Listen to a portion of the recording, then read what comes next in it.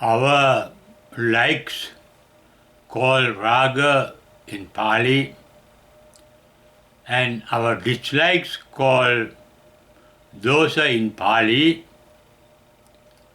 are based on the ignorance called moha in Pali. Actually, the ignorance of the moha is the ignorance of the actual reality of things and beings that our mind experiences through our sense organs, whose capacities are very much limited in knowing the reality of things and beings they experience. Therefore, what we call knowledge is really not knowing the reality of things. Therefore, our normal knowledge is really ignorance that can be called moha, according to the vision of the Buddha. This ignorance is a natural event in our life because, as I mentioned earlier, all our sensory organs that supply our mind with information regarding the sensory objects they experience are distorted, are faulty, because the capacity of our sense organs to experience their respective sensory objects are limited in knowing the reality. Therefore, misled by the sense organs and misled by the ignorance of the reality, sometimes we like things that look pleasant and dislike things that look unpleasant. Both pleasantness and unpleasantness are mental creations. Normally,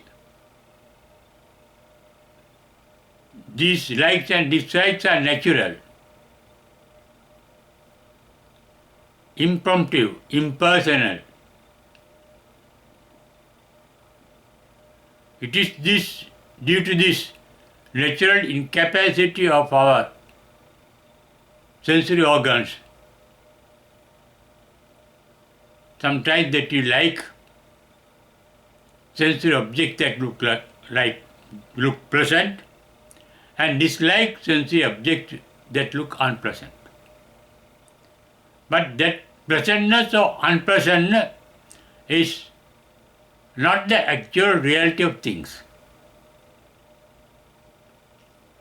For example, Buddha in the Vakkali Sutta told a disciple called Vakkali, who is fond of the Buddha's beautiful body, handsome body, and he used to be very close to Buddha, appreciating and admiring the beauty of the Buddha. In fact, the beauty of the Buddha's body, physical body. In the Vakkali Sutta, Buddha uttered before Vakkali, the disciple, what is the use of getting attached to this physical body, which is a bundle of shit? Kim Putikayena. Putikaya, a body of shits. The same idea was uttered by the Buddha looking at the beautiful physical form of a beauty queen called Magandhi in the Magandhi Sutta. Buddha said, because this Magandhi was attired in most beautiful clothes and attires and jewelries, and her parents brought her before the Buddha, suggesting the Buddha to marry this beauty queen. Looking at the beauty queen, Buddha said, "This is a bundle of shit, Putikaya. I don't think, or I do not intend even to touch this body with my feet because it is so dirty." That is the actual reality of the Buddha saw through his insight of wisdom. We look at things through our sensory organs without the insight of wisdom, which is coming from outside, which is coming from inside. Visions come from the outside. Objects come from the outside. And they are comprehended by our sensory organs that send information regarding these objects to our mind. And sometimes the mental images created with the help of these sensory organs look pleasant, and sometimes they look unpleasant. And it is natural for our mind to like the pleasant mental objects and dislike the unpleasant mental objects. But these mental objects are illusions, not actual realities. For example, when we are in front of a mirror, we see that we are inside the mirror. That mirror image is not that look real, but not the actual reality of ourselves. We are outside really, outside the mirror, but we see as if we are inside the mirror. That is an illusion. Similarly, through our sensory organs and through our mind, we experience things and beings which look real but actually not real. What we experience are illusions created by our own mind. And as I mentioned earlier, our likes called raga and dislikes called dosa are based on the wrong information created in our mind. They are called sankhara. They are illusions called maya, not actual realities. It is the actual reality that the Buddha saw through his insight of wisdom by looking at the beauty queen called Magandhi.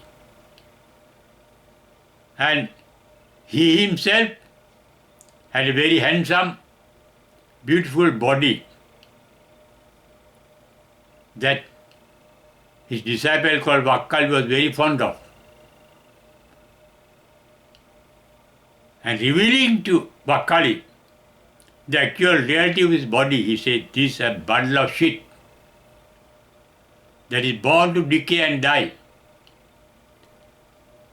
that is generated to degenerate. That is the nature of the things that we experience in our physical world. Everything in this physical world is born to decay and die. Nothing has a permanent entity. In fact, our physical body is made of atoms. Atoms are made of subatomic particles. They are dynamic.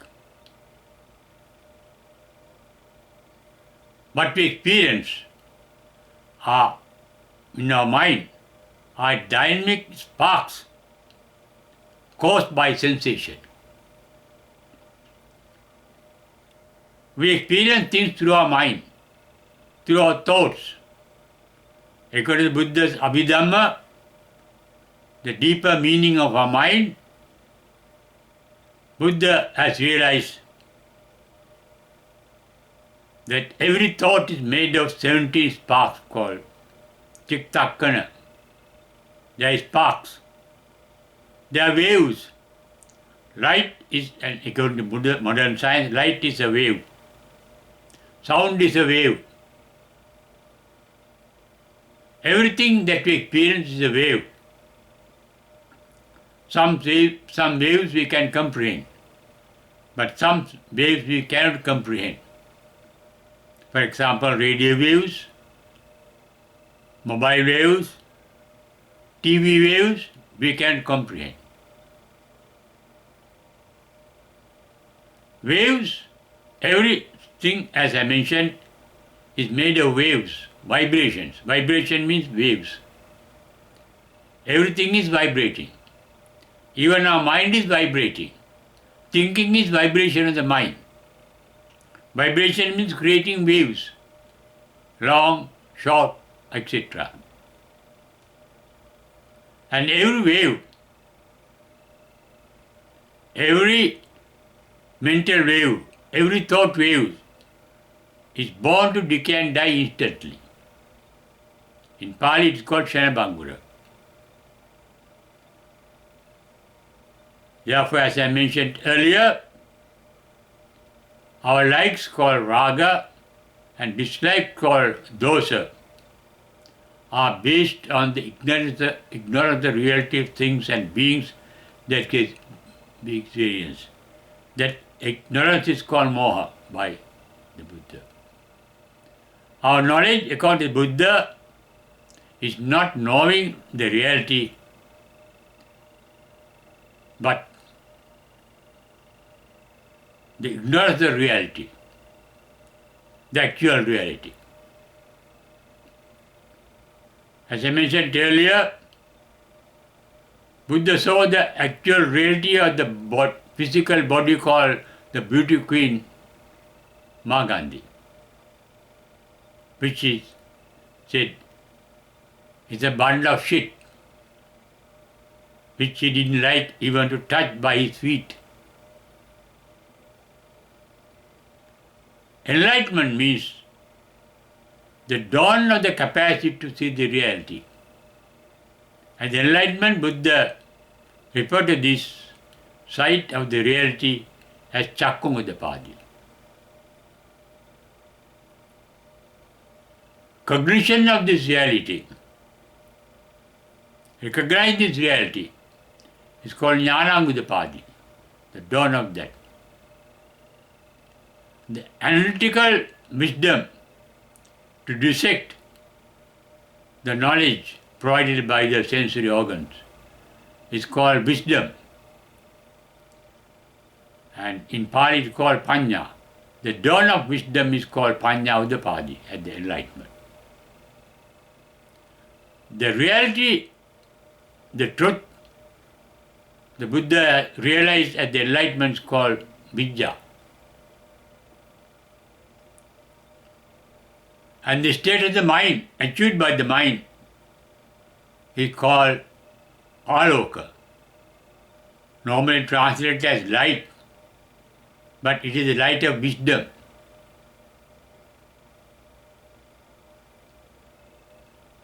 Dispelling the darkness of ignorance of the reality. Our mental world is made up by our ignorance of the reality. Our mental world is full of illusions created by the mind. Illusions are not realities. Enlightenment means going beyond the darkness of illusions created in the mind and realizing the empty mind called sunyata without attachment to the mind. That is called nibbana. Bana means bondage, not bound to the mind, not bound to the sensory experiences, but inside going deep into the reality of things and beings that our mind experiences through our sense organs. And ultimately, the end of liking and disliking of illusions. And that state of mind is called Nibbana in Pali, which is described by the Buddha in the Nibbana Sutta saying, Ragakkoyo, dosakkoyo, mohakkoyo idam uchyati Nibbana. Nibbana is the cessation of likes, dislikes, and ignorance of the reality. And that is enlightenment. Dispelling of the darkness of ignorance is metaphorically termed as enlightenment, the dawn of light. In Buddha's first sermon, he said, Aloko Udapadi. That light of wisdom is inside us, covered by the darkness of our ignorance, which is created by our sensory knowledge of things and beings through our sensory perception. Enlightenment is the result of an extra sensory perception, beyond sensory perception. It is sensory perception that leads to our likes and dislikes. It is reaching beyond the sensory perception into an extrasensory perception that leads to our enlightenment.